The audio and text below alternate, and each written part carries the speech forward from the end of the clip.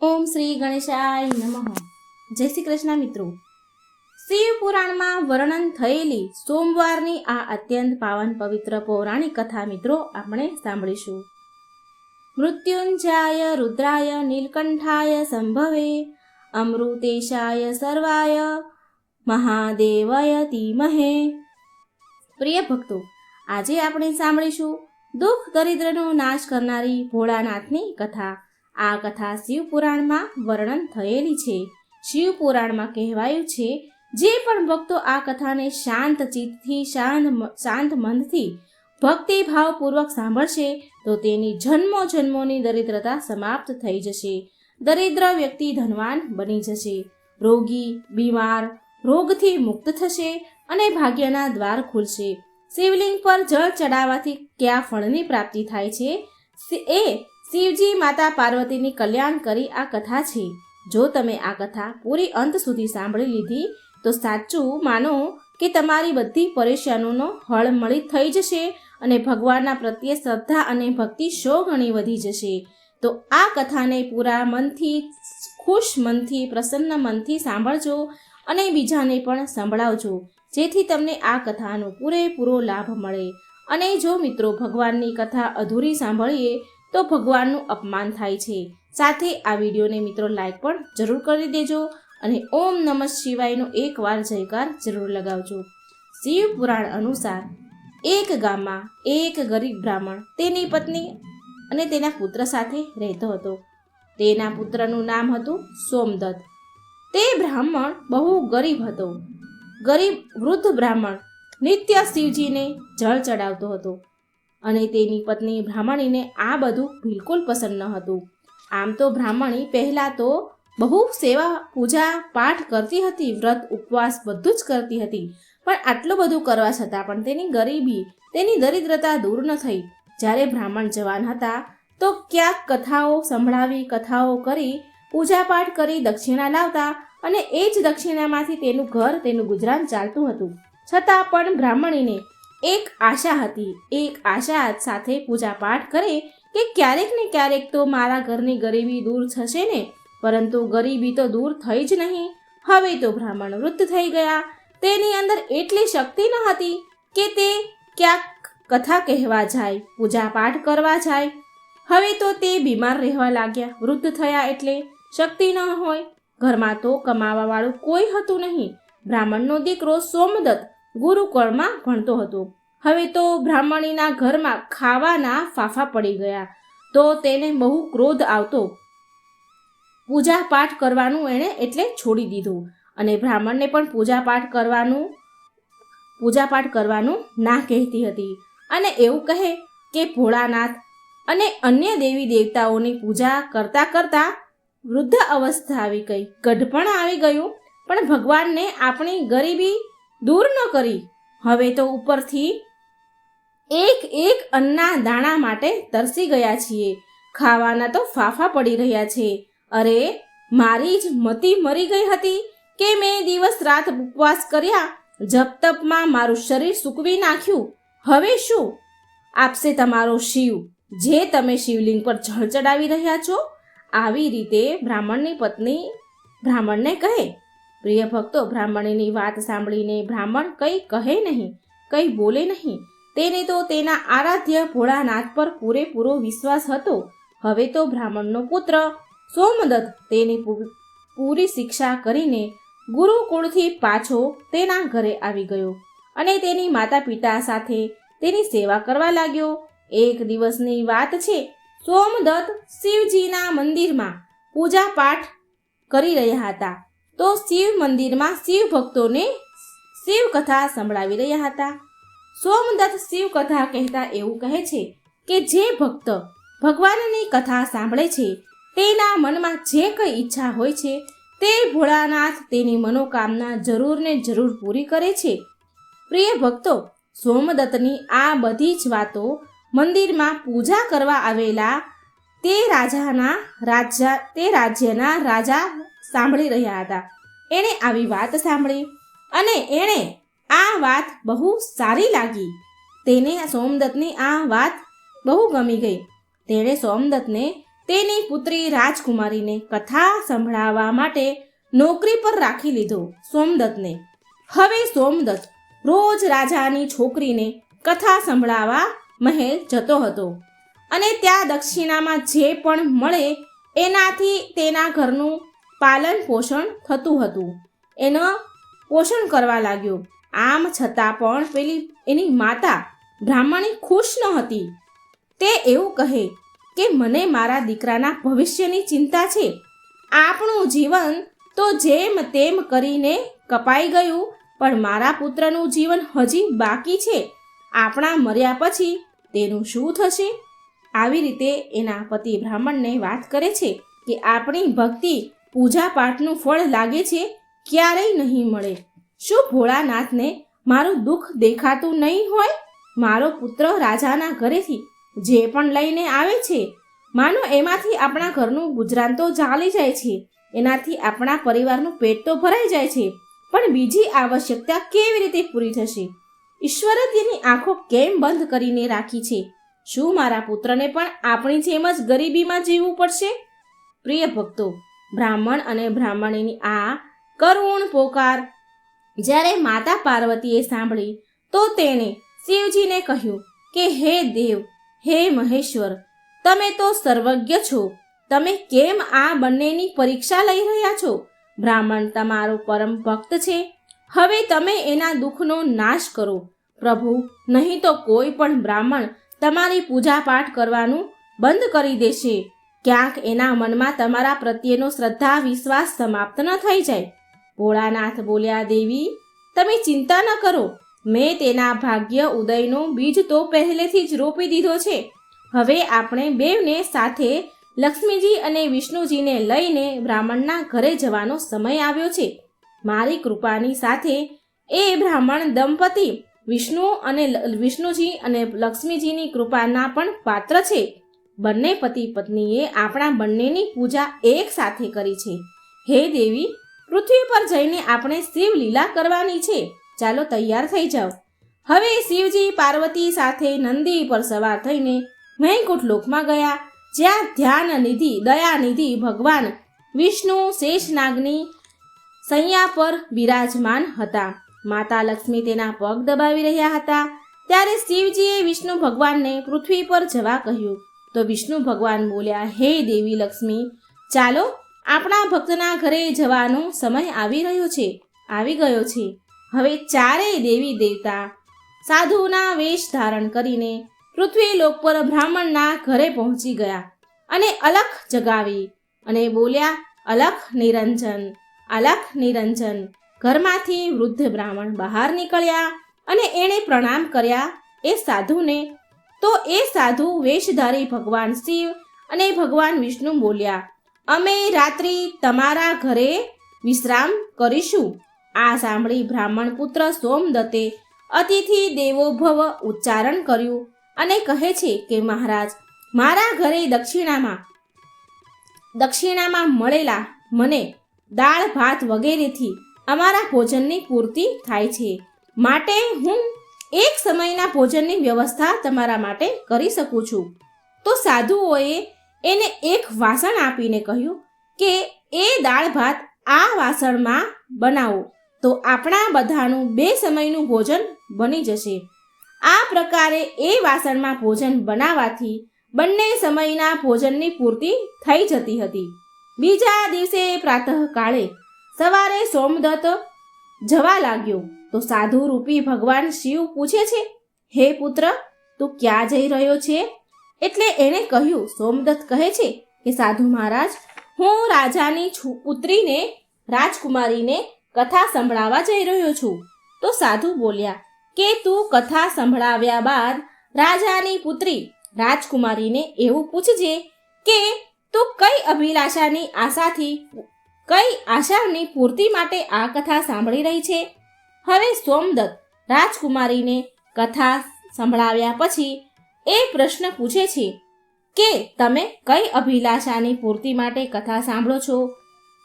તો રાજકુમારી રાજાની છોકરી બોલી કે હું એ અભિલાષાથી કથા સાંભળું છું કે મને એવો વર મળે જેની ચર્ચા બધાની જીભ પર હોય, જેના માથે સૂર્ય ચંદ્રનો પ્રકાશ હોય, શોભી રહ્યા હોય તથા એ ભાગ્યનો એવો ધનવાન હોય કે એના ચરણમાં લક્ષ્મીજી વસેલી હોય અને જાન લઈને આવે ત્યારે અત્યાર સુધી કોઈ જે જાન લઈને ન આવ્યું હોય એવી જાન લઈને આવે.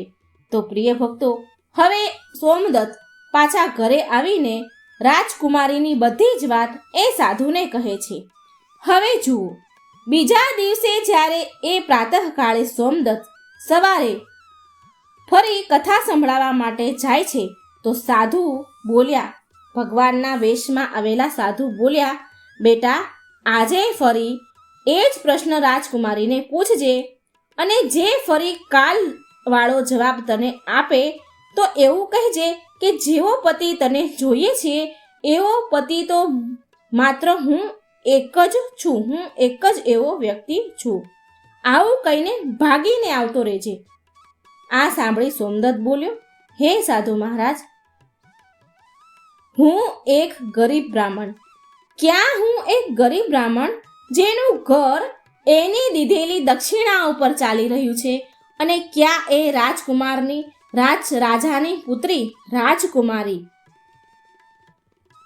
અને રાજા મને આ સાંભળીને મારા પરિવારને મૃત્યુદંડ આપીને મને મૃત્યુને ઘાટ ઉતારશે, માટે હું આવું નહીં કરું. તો સાધુ મહારાજ બોલ્યા, ઠીક છે, તો અમે હમણાં જ તને અને તારા પરિવારને તારી પરિવાર સહિત શ્રાપથી ભસ્મ કરી દઈશ. સોમદત્ત પહેલા તેની ચમત્કારથી ધરેલો હતો. પેલું પાત્ર આપ્યું હતું એમાં પૂરા પરિવારનું ભોજન થઈ જતું હતું. તો આ એક ચમત્કાર હતો. તો એ પહેલેથી જ આ ચમત્કારથી ડરેલો હતો. તો તેણે વિચાર્યું કે જો રાજા તો પછી મૃત્યુદંડ આપશે, પણ હું જો એ સાધુ કહે છે એવું નહીં કરું તો આ હમણાં જ અમને શ્રાપથી ભસ્મ કરી દેશે. માટે સાધુને આશ્વાસન આપીને સોમદત્ત કથા સંભળાવવા માટે ચાલ્યો ગયો. સોમદત્તે ત્યાં રાજકુમારીને કથા સંભળાવી અને કથા પૂરી થયા પછી સોમદત્ત બોલ્યા કે હે રાજકુમારી, કાલે તમે જે મને કહ્યું હતું કે એ અનુસાર જેવો વર તમને જોઈએ છે એવો વર તો માત્ર હું જ છું. આવું કહીને સોમદત્ત ત્યાંથી ભાગી આવ્યો, દોડીને તેના ઘરે ભાગી આવ્યો. રાજાની પુત્રીનો તો એકદમ આઘાત પહોંચી ગયો. તેણે દાસી દ્વારા તેના પિતાને બોલાવ્યા અને બધી જ વાત કહી. રાજાએ આશ્વાસન આપ્યું રાજકુમારીને અને કહ્યું કે એ ઉદંડ બ્રાહ્મણને તેની સજા મળશે. રાજાએ તેના મંત્રી સાથે ચર્ચા વિચારણા કર્યા તો એક વરિષ્ઠ મંત્રી બોલ્યા, સોમદત્તે તો અપરાધ તો ફાંસી દેવા લાયક કર્યો છે, પરંતુ એ એક બ્રાહ્મણ છે, તેને ફાંસી આપવાથી એક બ્રાહ્મણ હત્યાનું પાપ લાગશે. કંઈક એવું કરો કે તેને દંડ પણ મળે અને બ્રહ્મ હત્યાનું પાપ પણ ન લાગે. પ્રિય ભક્તો, ઘણો વિચાર વિમર્શ કર્યા પછી એ નક્કી થયું કે લગ્નનું નિમંત્રણ પત્ર અમુક શરતો સાથે સોમદત્ત બ્રાહ્મણના ઘરે મોકલવામાં આવે. રાજાએ શરતો વાળું નિમંત્રણ પત્ર લખાવીને તેના નોકરના હાથે સોમદત્તને ત્યાં મોકલાવ્યું. આ બાજુ સોમદત્તે ઘરે પહોંચીને સાધુઓને બધી વાત કરી. સાધુઓને કહ્યું કે તમારા કહ્યા અનુસાર રાજકુમારીને મેં કહ્યું તો રાજકુમારી બહુ ક્રોધે ભરાણી. હવે જલ્દી ફાંસીનો સંદેશ પહોંચતો જશે ઘરે. થોડી વારમાં જ નોકર નિમંત્રણ પત્ર લઈને ઘરે પહોંચી ગયો. સાધુઓએ નોકરને સન્માન સહિત બેસાડીને સોમદત્તને નિમંત્રણ પત્ર વાંચવા કહ્યું. તો તે પત્ર આ પ્રકારે હતો. સોમદત્તે પત્ર વાંચ્યો કે હે બ્રાહ્મણ પુત્ર, અમને તારા લગ્નનો પ્રસ્તાવ મંજૂર છે, પરંતુ સાથે સાથે અમારી અમુક શરતો પણ છે. અમારી બધી જ શરતો પૂરી કર્યા પછી અમે અમારી કન્યાના વિવાહ તમારી સાથે કરી દઈશું. જો શરત પૂરી નહીં થાય તો તને તારા પરિવાર સહિત ફાંસી આપવામાં આવશે. અને શરતો આ મુજબ છે. પહેલી શરત એ છે કે જાનમાં આવેલા જે બધા જાનૈયા છે, જાનૈયા માટે જાનના ઘર એટલે કે જાનૈયાના ઉતારા તથા બનાવેલા તંબુ જાનૈયાથી ભરેલા હોવા જોઈએ. જાનૈયા માટેના બધા ઉતારાઓ, બધા ઘર અને બધા બનાવેલા તંબુઓ ખાલી ન હોવા જોઈએ, બધા જ ભરેલા હોવા જોઈએ. એક પણ તંબુ ખાલી ન રહેવો જોઈએ. અને અમારી બીજી શરત એ છે કે જાનવાળા માટે, આર્થિક સત્કાર માટે બધી જ ખાદ્ય સામગ્રી, જમવાની સામગ્રીનો ઉપયોગ થઈ જવો જોઈએ, કંઈ પણ વધવું ન જોઈએ. અને અમારી ત્રીજી શરત એવી છે કે એવી અદ્ભુત જાન આવવી જોઈએ કે જેની પ્રશંસા બધા વ્યક્તિના જીભ પર હોય. હવે જાન આવવા બાદ જો કોઈ પણ શરત અધૂરી હશે તો જાનમાં આવનારા બધા જ લોકોને ફાંસી આપવામાં આવશે. પત્ર વાંચીને તો સોમદત્તનો પરસેવો છૂટી ગયો, ડરીને ધ્રુજવા લાગ્યો. સાધુઓ બોલ્યા, તું ડર નહીં પુત્ર, નોકરને ભોજન ખવડાવી પત્રનો ઉત્તર આપીને વિદાય આપો અને પત્રમાં લખો કે તમે વિવાહની તૈયારી કરો અને આ દિવસે અમે જાન લઈને આવીએ છીએ. નોકરને ભોજનમાં દાળ ભાત પીરસવામાં આવ્યા અને નોકરની થાળીમાં ચમત્કારથી 36 પ્રકારના ભોજન બની ગયા. વિદાય કરતા સાધુઓ જે કે ભોળાનાથ અને ભગવાન વિષ્ણુ હતા, તેણે મુઠ્ઠીભર ધૂણીની રાખ એ નોકરને આપી એ પત્રમાં જવાબ લખીને પછી વિદાય કર્યો. બહાર નોકર આવ્યો તો જોયું કે રાખ નહીં પણ હીરા મોતી હતા. જે સાધુઓએ રાખ આપી હતી એ હીરા મોતી બની ગયા. એ તો બહુ ખુશ થઈ ગયો અને રાજા પાસે ગયો. રાજાએ સકારાત્મક જવાબ સાંભળીને એને વિચાર આવ્યો કે આ ગરીબ બ્રાહ્મણ કોના ભરોસે આવું કરી રહ્યો છે? શું કોઈ દુશ્મનનો રાજા તો નહીં હોય ને, એને સાથ નહીં આપતો હોય ને? બહુ વિચાર કર્યો અને વિચાર કર્યા પછી રાજાએ શહેરના તમામ બારાત ઘર એટલે કે જાનના જે ઉતારા હોય એ શણગાર્યા. બધા જ ઉતારા શણગારી દીધા અને અનેકો તંબુ બંધાવી દીધા. કેમ કે રાજાને એ વિશ્વાસ હતો કે વધારે જાનૈયા બારાતીઓ નહીં આવે અને તેની શરત હારી જશે. ગરીબ બ્રાહ્મણ હતો તો આટલા બધા ઉતારા અને તંબુ બાંધ્યા તો એટલા બધા તો જાનૈયા બારાતીઓએ ક્યાંથી લાવશે? એને એ વિશ્વાસે એણે બહુ અનેકો તંબુ બાંધ્યા કે એ શરત હારી જાય. હવે આ તરફ સોમદત્ત તેની જાનમાં આવવા માટે જેને પણ નોતરે એ વ્યક્તિ એને એવું કહીને ના કહી દે કે નહીં, તારો તો અંતિમ સમય આવી ગયો છે અને તારી સાથે મરવા માટે જાનમાં અમે શું કામ આવીએ? આવી વાત સાંભળી તે બહુ હેરાન હતો. લગ્નવાળા દિવસે સોમદત્તને દુઃખી જોઈ ભગવાન રૂપી સાધુ બોલ્યા, પુત્ર, આજે તો તારા વિવાહ છે અને તું આટલો દુઃખી કેમ થઈ રહ્યો છે? તૈયાર થઈ જા અને અમારી સાથે ચાલ. તું કોઈ પણ વાતની ચિંતા ન કર, અમે તારી સાથે છીએ. એટલે સોમદત્તે ભાગ્યમાં જે લખ્યું હશે એ થશે આમ વિચારીને સોમદત્ત સાધુ સાથે ચાલતો થયો. ભગવાન શિવજીએ જાનમાં આવવા માટે બધા જ દેવી દેવતાઓને મનુષ્યના રૂપમાં આમંત્રિત કર્યા તથા ભૂત પ્રેત અનેક ગણોને પણ લગ્નમાં બોલાવી લીધા. જેના કારણે સજાવેલા જાનૈયાના ઉતારા બધા જ તંબુ ભરાઈ ગયા અને ઉપરથી તેમ છતાંય અમુક જાનૈયા તંબુ વગરના જ રહી ગયા.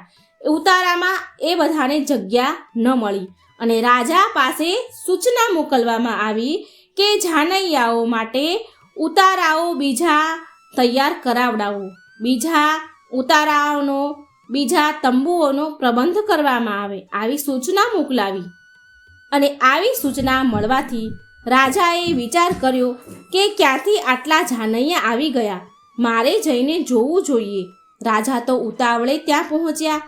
રાજાને આવતા જોઈને શુક્લવ ને શનિદેવને ભગવાન શિવે બાળકના રૂપમાં બનાવી દીધા.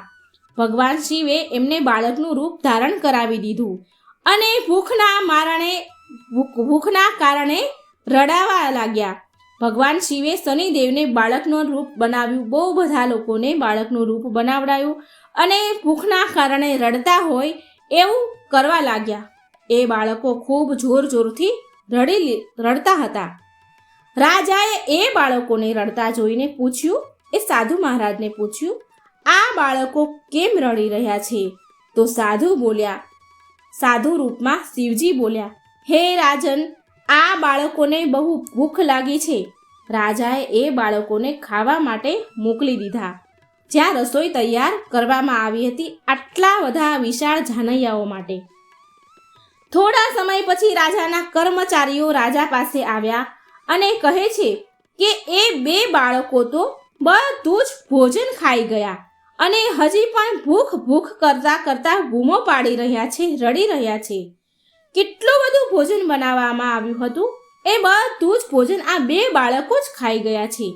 આ સાંભળીને રાજા તો થોડી વાર હેરાન થઈ ગયો, બહુ આશ્ચર્યમાં પડી ગયો અને હવે બધું ભોજન ખાઈ ગયા. આટલું બધું ભોજન એકસાથે તૈયાર કેવી રીતે થાય?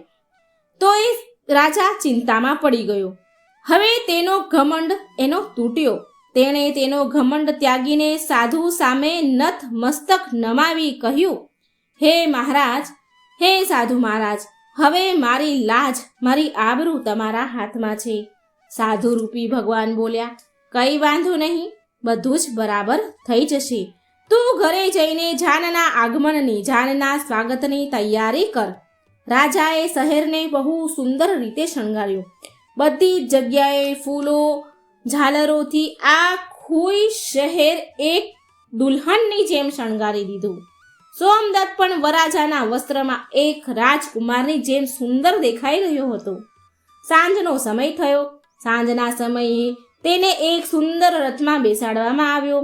રથની આગળ અનેક પ્રકારના બેન્ડ બાજાવાળા, નગારાવાળા નાચતા ગાતા હતા. વરરાજાના મસ્તકને ચંદ્ર અને સૂર્ય ભાતી સજાવ્યું. જાનૈયાઓ હાથમાં મુદ્રાઓ લઈને એકબીજા પર આમ તેમ ઉડાડી રહ્યા હતા. ખૂબ પૈસા, ખૂબ મુદ્રાઓ, સોનાની મુદ્રાઓ ઉડાડતા હતા. જાનનું આવું અદ્ભુત દ્રશ્ય જોઈને લોકો આપસમાં એકબીજા સાથે વાતો કરવા લાગ્યા. આ બ્રાહ્મણના ભાગ્ય તો જુઓ, આના મસ્તક પર ચાંદ, સૂરજ અને ચારે તરફ લક્ષ્મી ઉડાડવામાં આવી રહી છે. માનો કે કોઈ મોટા રાજાની જાન નીકળી હોય. આવી જાન તો અમે અમારા જીવનમાં ક્યારેય નથી જોઈ અને ના તો આગળ જોવાની ઉમ્મીદ છે કે આવી જાન જોવા મળશે. આ ભાગ્યનો બહુ મોટો ધનવાન છે. પ્રજાની આવી વાત સાંભળી માતા પાર્વતીજી શિવજીને કહે છે, હે સ્વામી, તમે જેના પર કૃપા કરો છો એના માટે તો અન્નધનના ભંડાર ખોલી દો છો. ભગવાન ભોળાનાથે કહ્યું, હે પાર્વતી, જે ભક્ત મારી પૂજા શ્રદ્ધા ભક્તિથી કરે છે, હું એને એની પૂજાનું ફળ જરૂર આપું છું. અને દુઃખ ત્યાં સુધી તેને વેઠવું પડે છે, દુઃખ ત્યાં સુધી સહન કરવું પડે છે જ્યાં સુધી તેના પાપ કર્મ પૂરા ન થઈ જાય. પુણ્ય કર્મ જેવા ઉદય થાય છે એવા જ તેના ભાગ્યના દરવાજા ખુલી જાય છે. અને જે ભક્ત ભગવાનની કથા સાંભળે છે તેને પણ રાજકુમારીની જેમ ફળ મળે છે. રાજકુમારીએ રોજ ભગવાનની કથા સાંભળી અને તેના મનમાં જે કામના કરી હતી, એને જે ઈચ્છ્યું હતું એ બધું જ એને મળ્યું. આ તો ભોળાનાથ, મા પાર્વતી, ભગવાન વિષ્ણુ અને મા લક્ષ્મીનો મહિમા હતો, જેના કારણે બ્રાહ્મણ ધનવાન થયો. મિત્રો, ઝૂંપડી પણ મહેલ જેવી સુંદર બની ગઈ. તેના ઘરમાં નોકર, ચાકર, અન્નધનની કમી ન રહી. અપાર ધન દોલતથી ભરેલું ઘર થઈ ગયું. અને બ્રાહ્મણીએ પણ ભગવાનની પૂજા અર્ચના શરૂ કરી દીધી અને ખૂબ દાન દક્ષિણા આપવાની શરૂ કરી દીધી. અને સોમદત્ત અને રાજકુમારીના વિવાહ થઈ ગયા અને સુખ શાંતિથી રહેવા લાગ્યા અને રોજ ભગવાનની કથા સાંભળવા લાગ્યા. એકવાર પ્રેમથી બોલો, લક્ષ્મી નારાયણ ભગવાનની જય. પાર્વતી પતિ હર હર હર મહાદેવ. મિત્રો, જો મારી વાર્તા સારી લાગે તો વિડીયોને લાઈક કરજો, શેર કરજો. મારી ચેનલમાં નવા હોય તો સબસ્ક્રાઈબ જરૂર કરજો અને કમેન્ટ બોક્સમાં ભગવાનનું નામ પણ જરૂર લખજો. જય ભોળાનાથ. જય શ્રી કૃષ્ણ. રાધે રાધે. Thank you.